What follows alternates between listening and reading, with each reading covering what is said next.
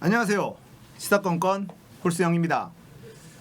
자, 이번에는 제가 소설을 한번 써보려고 합니다. 윤석열 총장에게 내려진 특명 MB를 지켜라. 자, 요런 소설을 한번 써보려고 합니다. 자, 윤석열 총장이 한명숙 전 총리의 이 누명 사건, 모해 위증 교사, 이 사건의 수사를 자신의 최측근에게 배당을 하면서 감찰 방해를 했다. 이 얘기 제가 저번 영상에 다뤄드렸습니다. 자, 오늘 추미애 법무부 장관이 대검찰청이 감찰을 중단하고 서울중앙지검 인권감독관실에 진상 확인을 지시한 조치는 옳지 않다. 자, 이렇게 비판을 했어요. 자, 오늘 법사위 전체회의에 출석을 해서 여당의 질의가 있었습니다. 한명숙 사건은 대검찰청 감찰부가 조사해야 하는 사안이 맞느냐, 이런 질문에 감찰 사안이다. 그것이 마치 인권 문제인 것처럼 문제를 변질시켜서 인권감독관실로 이첩한 것은 옳지 않고 관행화돼서는 안 된다. 이렇게 얘기를 하셨습니다. 감찰을 이끄는 감찰부장을 외부 인사로 해놓고 스스로 회피하면서 무력화시키면 안 된다. 법무부는 감찰 사안이라고 판단했고 법무부 감찰 담당관도 그렇게 판단해 절차적으로 넘긴 것인데 대검 자체에서 실수가 있었다고 판단한다. 자, 더불어민주당의 박주민 의원은 감찰이 시작됐는데 배당이라는 형식으로 사건을 다른 부서로 옮기는 게 감찰부의 존재 의의와 맞지 않는다, 이런 지적을 했습니다. 그러자 추미애 장관은 감찰의 전속 권한이 보장돼야 한다, 이렇게 또 대답을 했어요. 자, 추미애 장관은 일단은 인권감독관의 조사 결과를 감찰부에 보고하도록 돼 있기 때문에 감찰부의 손을 완전히 떠난 것은 아니다. 조사가 원활히 되지 않으면 적당한 시간을 기다렸다가 감찰부로 하여금 조사를 시킬 것이다. 자, 이렇게 얘기를 했습니다. 자, 이러자 대검찰청은 징계시효가 완성된 사안은 원칙적으로 감찰부서의 소관사항이 아니다. 자, 이렇게 반박을 했습니다.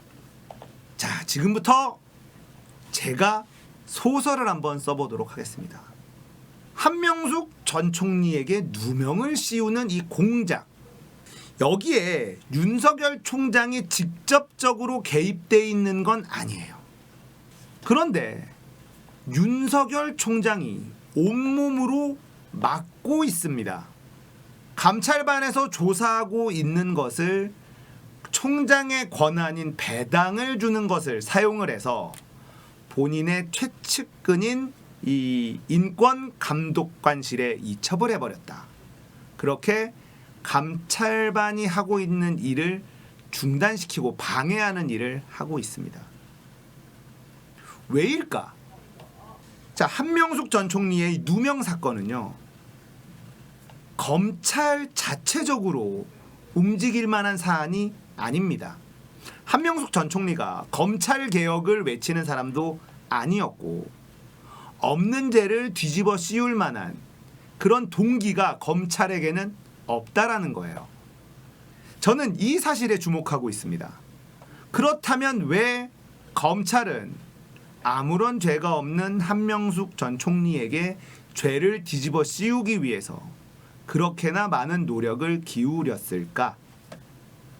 한명숙 전 총리의 이 누명 사건을 보면 어떤 꼬투리가 잡혀서 심플하게 탁 걸려든 게 아닙니다. 집요한 공작이 들어갔어요. 첫 번째 공작은 실패합니다. 돈을 의자에 놓고 왔다.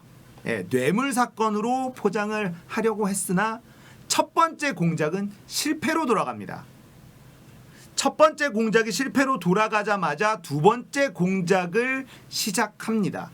꽤나 집요하게 공작을 한 흔적이 여기저기서 나오고 있어요. 공작을 했다가 실패하면 그냥 포기하는 것이 아니라 포기하지 않고 또 다른 공작을 시도해서 두 번째 공작을 성공시키죠.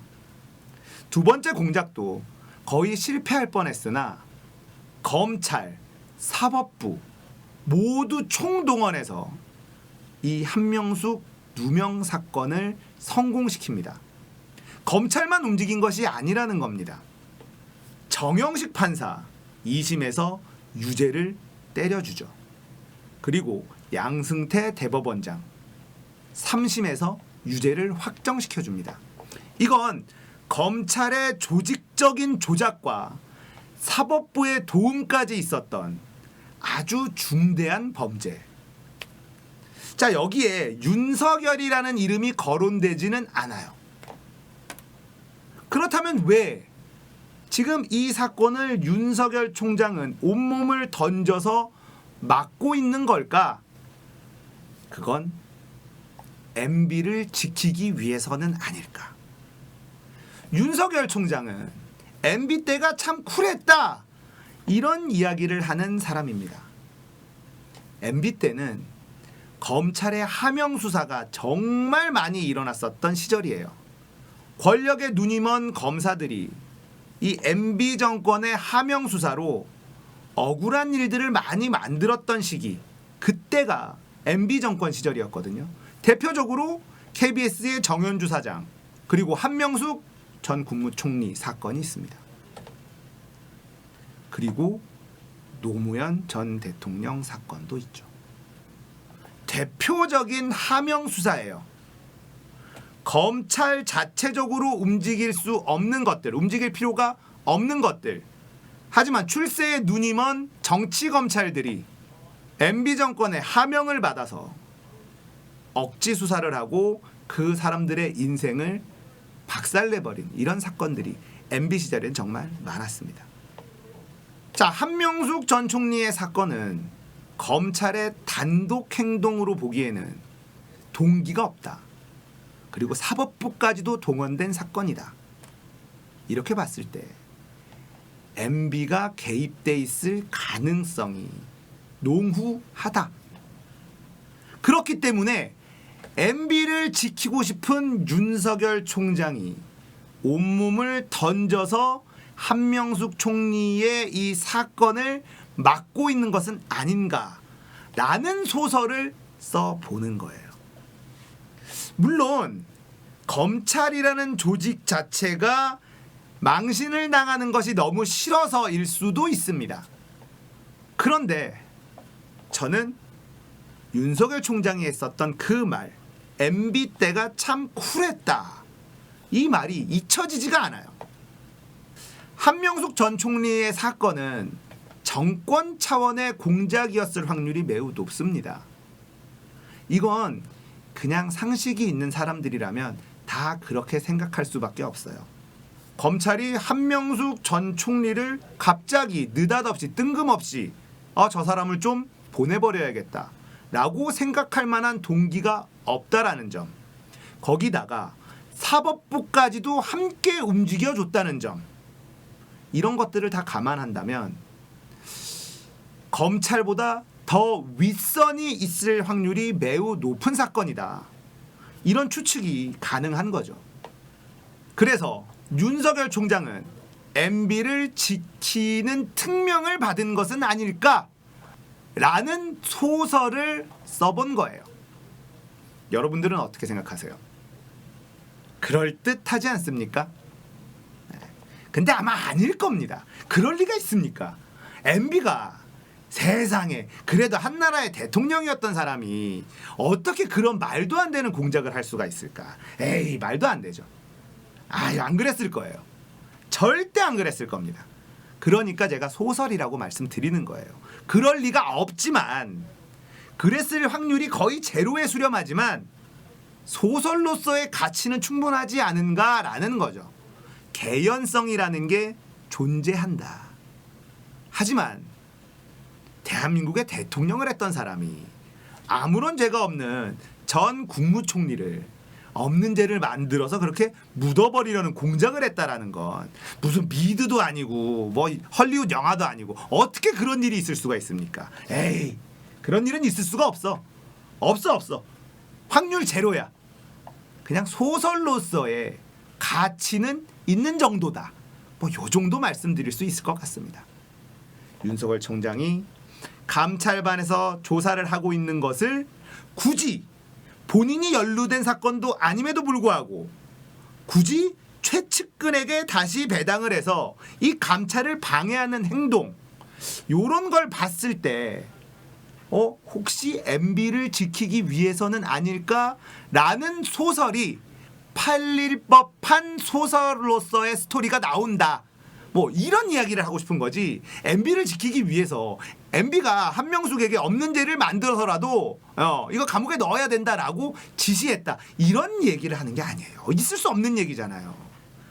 그러나 소설로서 어느 정도의 스토리는 된다. 뭐 이런 얘기를 하는 겁니다. 여러분들 이런 제 얘기에 오 그럴 수도 있겠다 이렇게 생각하시면 안 됩니다. 이거는 그냥 꾸며낸 이야기.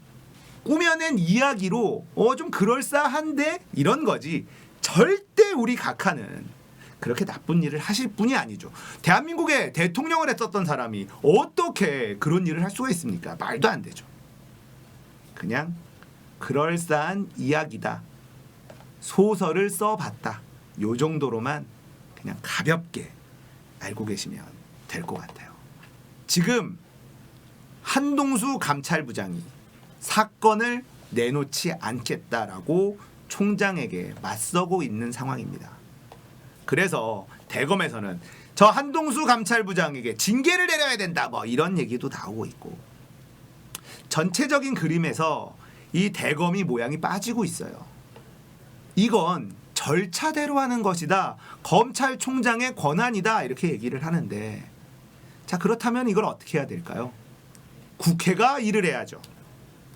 국회가 이 무소불위의 권한을 가지고 있는 검찰총장의 이 권한을 뺏는 법안을 만들어야죠. 법무부가 감찰부에 배당한 사건은 총장이 건드릴 수 없다. 이런 법안을 만들면 됩니다. 그리고 하루빨리 공수처를 설치해야지 되겠죠. 윤석열 총장이 입버릇처럼 얘기하는 법과 원칙과 절차에 따라 이제는 좀 지긋지긋합니다. 그 법과 원칙과 절차는 왜 이렇게 선택적으로 하는 건지 모르겠어요. 아직도 나경원 수사는 1도 진행이 되지 않죠. 자, 검언 유착을 폭로한 제보자 X 이런 얘기를 했습니다. 나경원 소환 조사하기 전까지 검찰의 소환에 불응할 것이다. 속이 시원한 그런 멘트였어요.